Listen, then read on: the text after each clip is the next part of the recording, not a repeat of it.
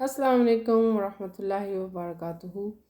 YouTube viewers, आप सबको मम स्पाइस किचन में वेलकम करते हैं। उम्मीद है आप अपनी फैमिलीज़ के साथ खुश खुर्रम और महफूज होंगे। आज की रेसिपी जो मैं शेयर करूंगी आपके साथ, ये तवा कीमा की रेसिपी है और ये रेसिपी बहुत ही मज़ेदार है। उम्मीद है कि आपको मेरी ये रेसिपी पसंद आएगी। इसको बनाने के लिए जो चीज़ें हमें चाहिए होंगी, इसमें 3 प्याज का पेस्ट कर लें, मटन का कीमा इसमें इस्तेमाल किया है, और जो मसाला जात चाहिए उसमें बसार, गरम मसाला, ज़ीरा पाउडर, धनिया पाउडर, हल्दी, ज़ीरा साबुत, करी पाउडर, साबुत धनिया, और 3 टमाटर उसका मैंने पेस्ट कर लिया, और अदरक और लहसुन का पेस्ट, और ग्रीन चिली का पेस्ट। थोड़ा पानी डालकर आप ब्लेंडर में का पेस्ट कर लें। इसको गार्निश करने के लिए जो चीज़ें हमें चाहिए होंगी, उसमें दही, मक्खन का एक छोटा क्यूब, हरी मिर्चें पतली लंबी काट लें, धनिया को छोटे स्लाइसेस में काट लें, और प्याज को गोल स्लाइसेस में पतला काट लें, और अदरक को पतले लंबे स्लाइसेस में काट लें, और थोड़ी सारी मैंने इसमें थोड़ी सी कसूरी मेथी मैंने इसमें इस्तेमाल की है। इसको पकाने के लिए पैन में तेल डालकर तेल को गर्म करें। फिर इसके बाद जो प्याज हमने पेस्ट किया था वो सारा प्याज इसमें डाल दें, और प्याज को डालकर इसमें नमक भी इसके साथ शामिल कर दें, और इनको थोड़ी देर के लिए पकाएं, ताकि प्याज का जो हमने पेस्ट किया था, प्याज को पेस्ट करने के लिए हमने इसमें पानी का इस्तेमाल किया था, और वो पानी अच्छी तरह से खुश्क हो जाए। थोड़ी देर पकाने के बाद आप देख सकते हैं कि प्याज का पानी कम था। फिर इसमें मैंने अभी अदरक और लहसुन का पेस्ट शामिल कर दिया है। अदरक और लहसुन और प्याज ये सब हम इकट्ठा पकाएंगे, और ये अभी आप देख सकते हैं कि ये ब्राउन हो गया है।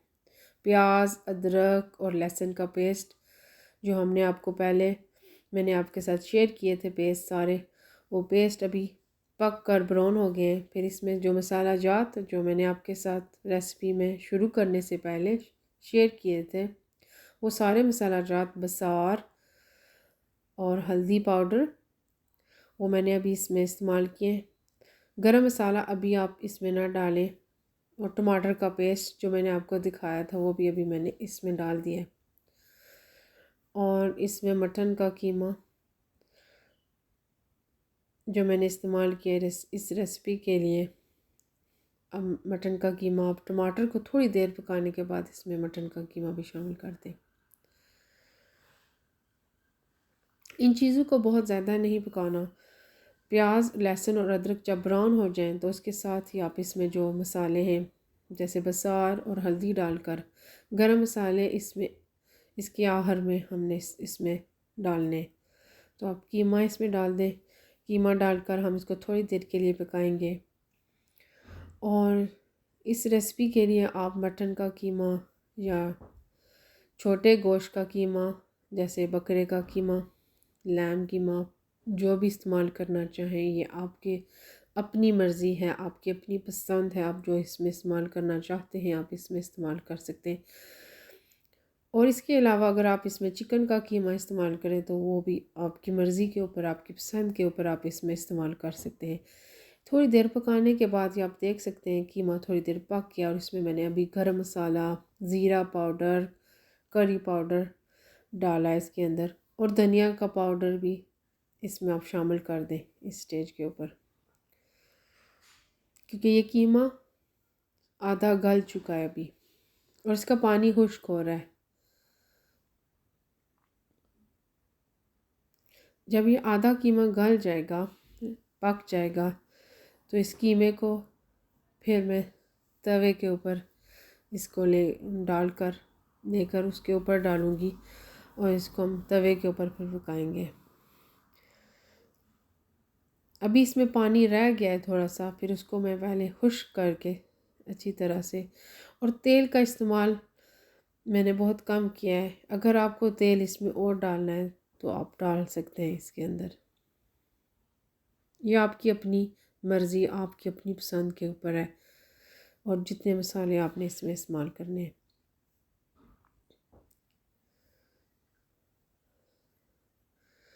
अभी मैंने इसको थोड़ी देर के लिए ढक कर रख दिया था ताकि कीमा थोड़ा गल जाए। अभी ये कीमा गल गया है और इसका पानी काफ़ी ड्राई हो गया है। अब मैं इस कीमा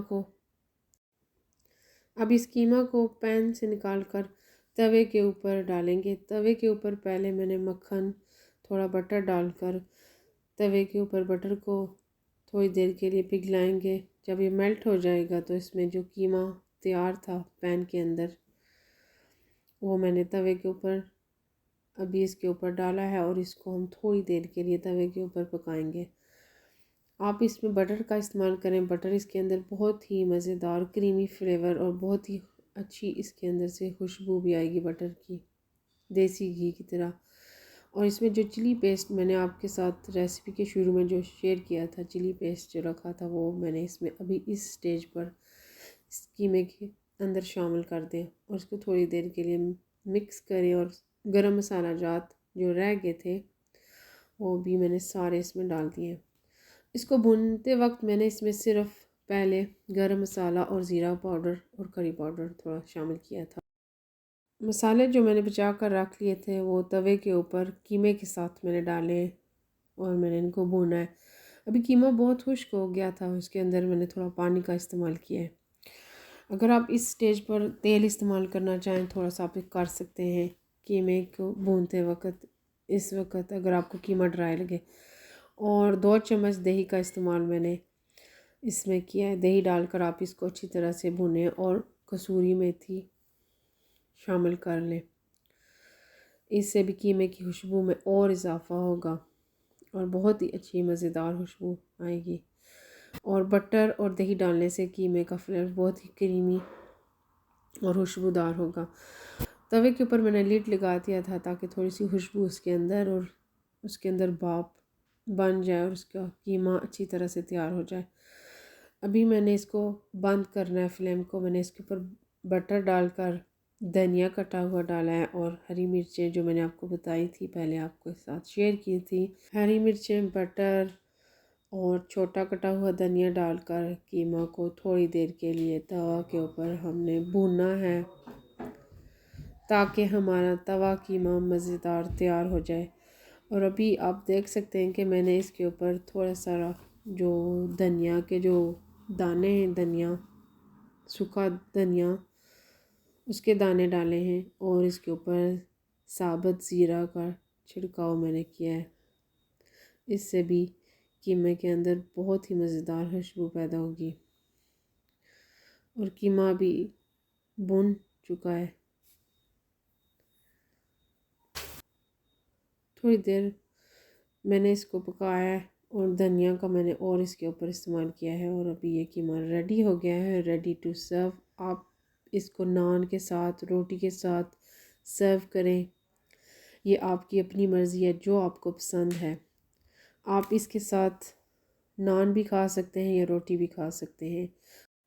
आप इसको गार्निश करें गोल कटे हुए टमाटरों के साथ और गोल कटे हुए प्याज जो मैंने रेसिपी के शुरू में आपके साथ शेयर किए थे। अदरक लंबी कटी हुई मैंने इसके ऊपर डाली है और सब्ज़ मिर्चें।